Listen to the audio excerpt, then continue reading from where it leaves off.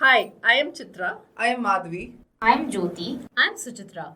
Together, we are your hosts On the Edge podcast. We bring you stories and experiences From our experiments around learning, marketing, and design. These are stories of people, technology, And people interacting through technology. of what we see, create, And recommend.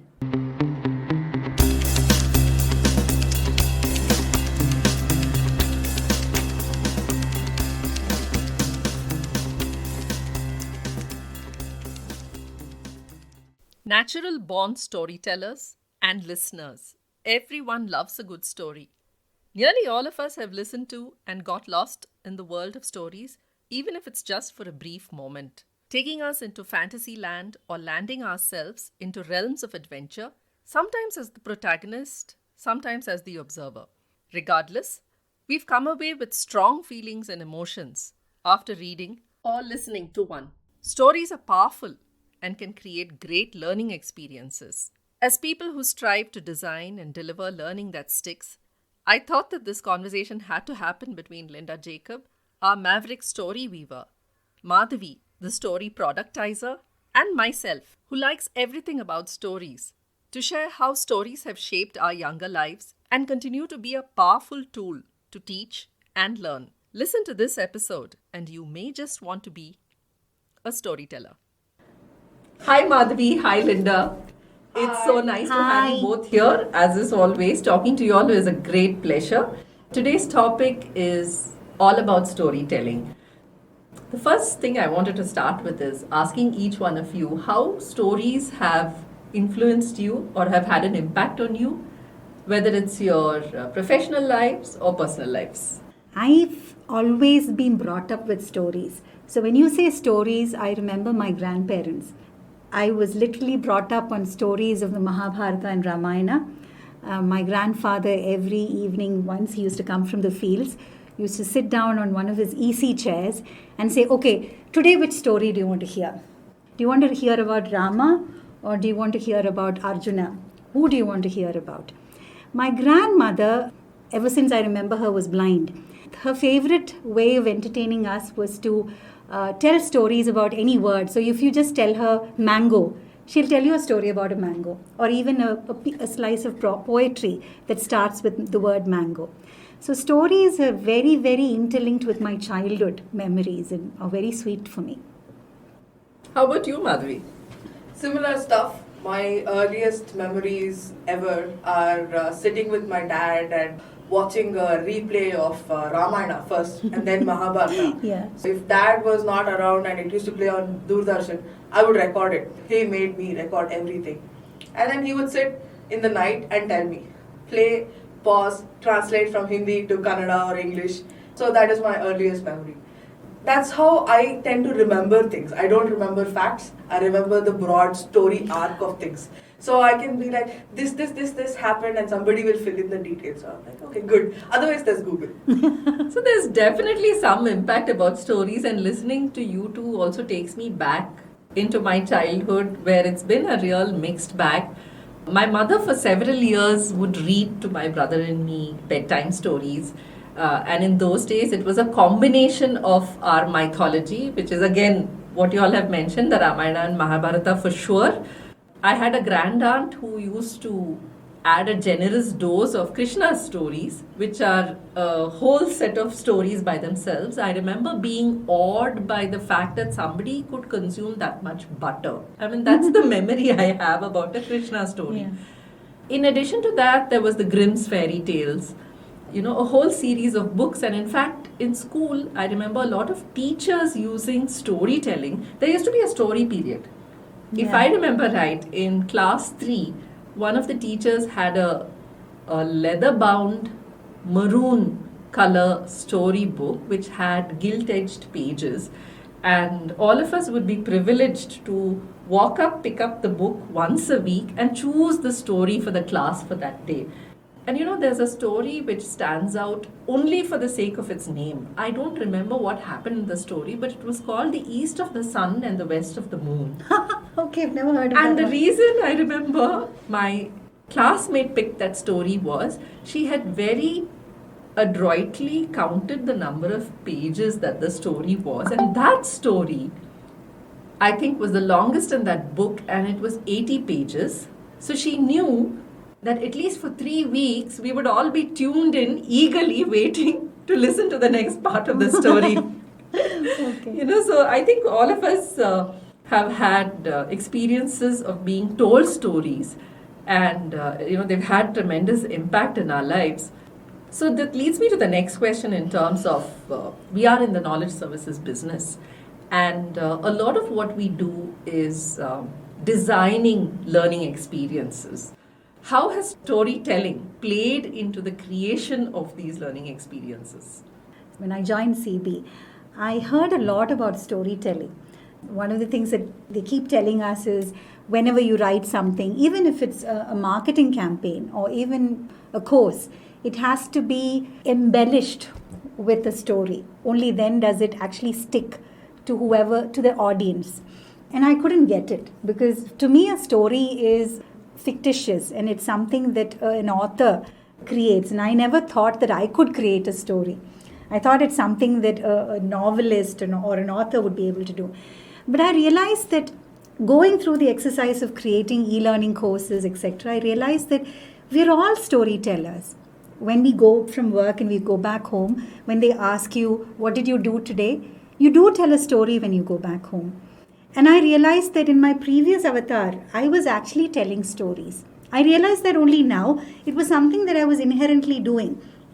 And I realized that a lot of the good salespeople, they were amazing storytellers. I didn't realize that before. It was only when I started actually using storytelling as a technique that I realized that I was doing it instinctively for years. Like, for example, many years ago, we developed a new product, which was actually a benefit given to people traveling around the globe, that they would get $250 if they happened to be mugged or pickpocketed. It was a benefit that you could just add into any cover, any insurance policy, and just sell it, right? And people might end up saying that, why are you doing that? What is the need for it? But I actually had a story behind it, that there was one of our insured members who had traveled to a European country, who got mugged on the way, and he lost his purse and everything, and he didn't know how to, he didn't have a way of getting the money back. And we, as an insurance provider, had a network around the globe and was able to give him the money. This was in the times when you couldn't transfer money all over the place. That story, actually, rather than the benefit saying that you're going to get $250 if you happen to get mugged, rather than that, saying the story about this guy who actually went to Amsterdam and got on a train and this happened to him, was actually easier to relate, or was more relatable to the audience or the client. So that was a story, wasn't it? I didn't realize it was a story until I came to CB. So I think that's very interesting, because in all of our experiences, if we go back, we've had stories told to us throughout our lives. Even in our work lives, like you said, salespeople tell very good stories. Sitting on the engineering side, it took me a while to realize that they were telling us the story because they wanted us to build something, coming with all good intent. And later on, it turned into, oh my God, here comes another story, but how are we going to do it? We don't have time, and all of those fears and anxieties, but we'd enjoy the story. One such that stands out in my experience is the fact, feeling proud of the product that we had developed, because it was used in India's first mission to the moon as part of the Gaganyaan mission. Nice. To collect data.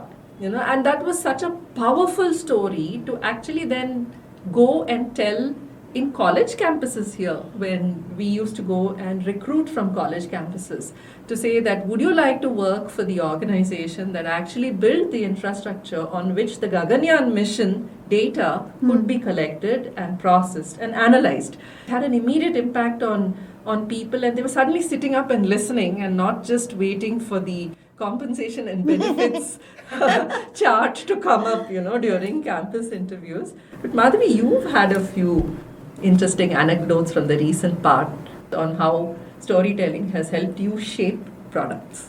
Storytelling, basically, when it resonates with the listener, they feel that they're part of something bigger than them.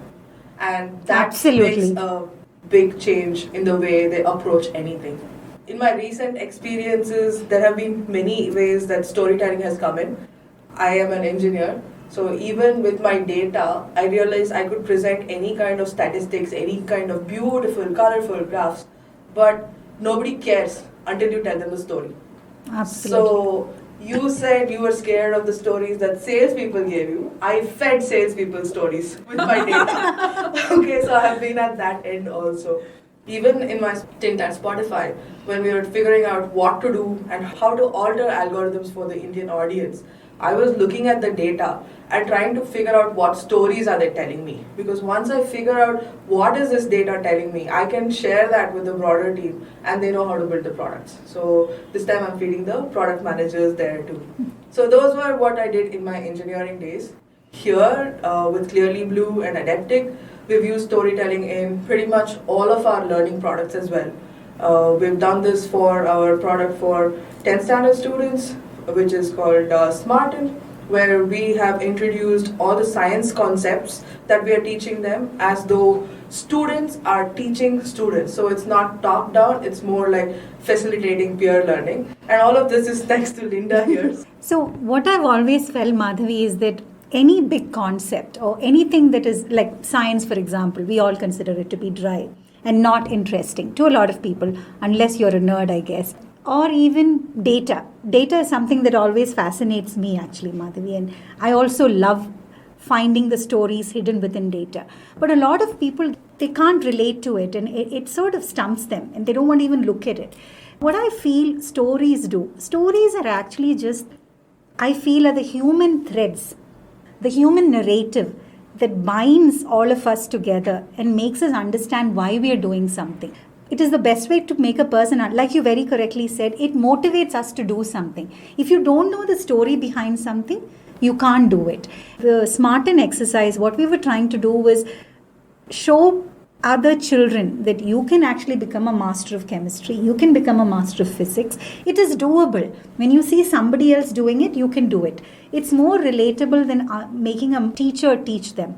If an Arati who's sitting right beside me in the bench can learn chemistry, then I should be able to do the same thing. And I think we've done the same with a lot of other courses and other programs that we've done where we create characters that are similar to ourselves or to the audience and make that character speak for you.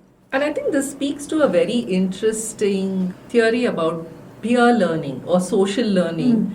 I don't recall the exact pillars or principles of that theory, but they were proposed through a study by a gentleman by the name of Albert Bandura, where he said that both cognitive and behavioral learning happens in a social setting. Through the story that you all have constructed for 10th standard children to learn, it's about people like themselves teaching each other. It's about people like themselves overcoming their difficulties and making an attempt to learn what is perceived to be a tough topic or an uninteresting topic or a dry topic. Simply because a friend is doing it, somebody who I like otherwise is making an attempt to teach me. I think storytelling is powerful in learning because it also gives rise to retention and recall from a cognitive standpoint, as well as motivational aspects come into play where, hey, I can see everybody around me trying to learn this. You see them behaving differently while they're trying to learn something, and then I'm going to try to copy it. It's a very human thing that happens, and the anchor there is the story, the human connect or that thread which is binding everybody. Then why is it that so many courses are so uninteresting? Is it because they just lack enough stories to tell? How is it that learning designers can make this whole thing learning and an interesting experience? We strongly believe, and I think we've proved it through a lot of the products that we've developed, that it's through stories and through engagement and interaction. You not only should tell a story, you should make the audience or the learner believe that they are part of the story. It should be a story in which they live and breathe. It should be like the 3D movies that we go and watch with those glasses on, right? Where you feel that the stone is coming right your way and you're ducking to avoid it. I personally feel the story can't be that you have a lady standing in the beginning saying, "Hi, I am Anna," or "Hi, I am Susan," and then that's the only place she's there. And then you dive deep into data analytics. That isn't the story. I understand that when you're teaching technical concepts, you cannot go away from the fact that it's heavy material and it is by nature difficult to assimilate and difficult to learn. But you can make it interactive, you can make it conversational, you can make it lighter. The greatest teachers are the ones who've made us realize that learning isn't so hard. They teach in such a way that we don't know that we are learning only. Yeah. Right. Learning should be, I don't know whether it's idealistic, Chitra, to say that learning, I hope, develops and evolves to a place where it is not so heavy lifting. It's not like you're making a small dragonfly lift up a stone. It should be easier. It should be more relatable to at least the person who is interested in learning. Otherwise, you're scaring a lot of very interested people away from perfectly good concepts and subjects. Definitely, definitely. And if we are in the business of creating those kind of learning experience, I think the imperative is on us to actually bring those experiences to life for people who want to learn. I wish then there is a way of actually teaching storytelling. One of the misconceptions I had before joining this team of people is that storytelling is not something you can teach. I thought it's something that you're born with, like, the ability to sing perhaps. But I've realized that all of us are storytellers. By nature, I think human beings are storytellers. So Madhavi and I had an interesting experience putting together a course in one of our platforms called Nobi. So we were putting together this course, remember Madhavi, what was it called? Emotional well-being. The two of us were sitting in, I think it took us a couple of hours to put it together, and we've had this series of videos which were, they were heavy concepts and quite, difficult, not difficult, they were intense. They were Yeah, intense, they were intense. and they're not sticky. Like you see one video which is maybe 2 or 3 minutes, and even that's like, okay, fine. I think my emotional well-being is okay. I should stop here.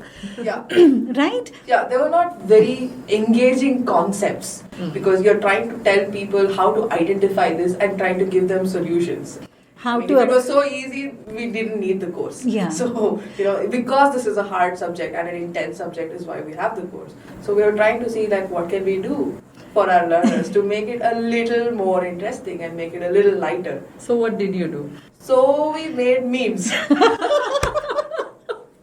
That's what we did. And I was very proud to go back home and tell everybody that day that today at work, all we did was make memes. I said exactly. So we went back home and told a story about it also. Yeah. So like even in LinkedIn right now, there is this whole conversation about whether you should have this funny button or not. Why not? Stories sell, man. And if they make you laugh, they're still making some concepts stick. They're engaging you. So that's what we were trying to do. We're not trying to take away anything from the subject, but we're trying to say there is a humorous aspect to this as well. And we want the user to approach the same thing from different perspectives. This is very similar to what you and I were talking about, Madhavi, in terms of, for those children preparing for the 10th standard exam. How about we introduce a few nuggets in between and make it like a little story, whether it was why birds can sit on an electric wire without getting electrocuted, or, how much energy does it really take to split an atom. These are things that immediately enliven the whole learning experience. I can imagine a child just going back and telling its parent, hey, guess what I learned today? And then that becomes a story by itself. Yeah, exactly. And that can also be the motivation for future learning. Yeah, absolutely. Yeah. Stories actually connect you also, right? They make you realize that the other person who doesn't look like you or sound like you, even speak like you, is actually very similar to you. Right, so they connect you too.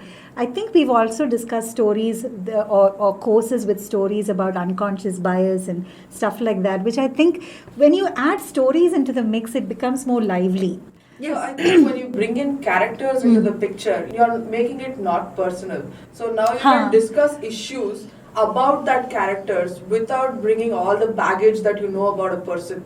Absolutely. And you can approach it from different perspectives at different points of time. And still make the character very relatable. Yes. A lot of us find ourselves connecting to the character, empathizing with the character, Yeah. and I think that's exactly the response we want from learners, to be involved with the learning at that level.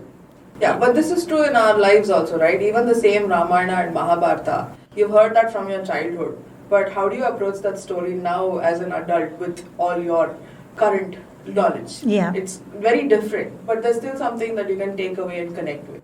In fact, you brought up a very interesting point. I've been listening to a Mahabharata podcast simply because I'm always looking for different walking companions. And stories have become my walking companions over podcasts. Suddenly, the questions that I find myself asking myself after every episode at this stage in life are, why did the king respond that way? Why didn't the prince not do anything when he was being taunted and provoked? And which are very different questions. And I realized that, a lot of those questions are very relatable to our current circumstances and scenarios and can definitely be incorporated into courses around decision making, leadership, which are two Negotiations. Bring Krishna into the picture. Oh yes, and that you win some, you lose some, that you have to give away something before you get something, and that in giving away there is no loss of anything, and how to observe a process as it unfolds. I mean, all these things are such important lessons for anybody in the workplace today, right? Yeah. As part of even some of what we are trying to do or look at essential employability skills is what is it that you need to know. And I get this question quite often from a lot of young people that are entering into the workforce. What do you think I should know? How should I get along with people at work? What is it that I shouldn't do? What is it that I should do? And I think a lot of these stories that we've grown up with, like you said, Madhavi, we look at them very differently today. Yeah. And those can be translated into a lot of the learning that we design, isn't it? Yeah, Absolutely. definitely. Started giving us ideas, okay? I'm glad we got together to do this. Nice. Because I think that's the other thing that Yeah. we do really well is just feed off of Each each other. other's Stories. Stories. Yes.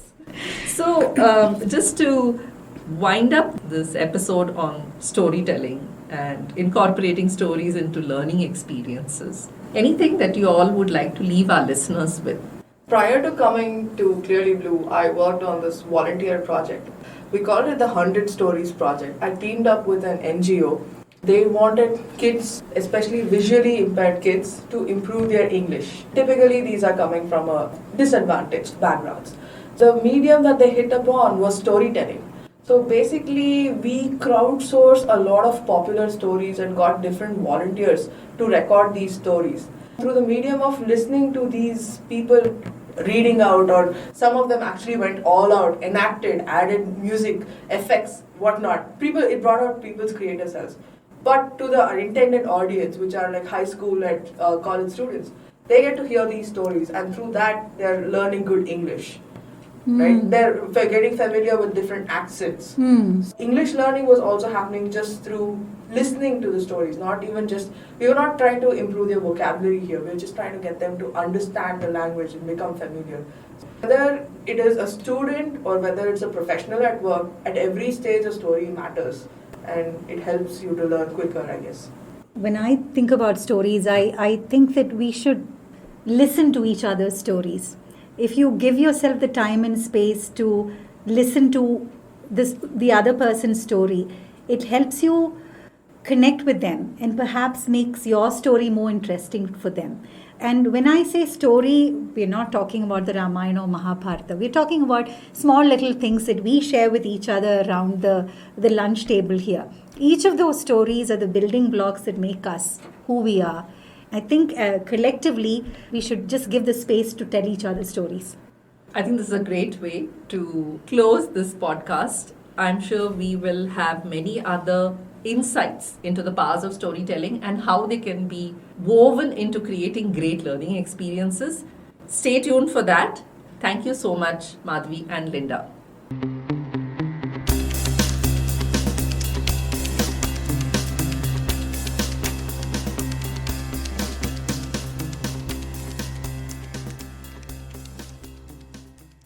Please subscribe to the Edge podcast on your favorite podcast channel.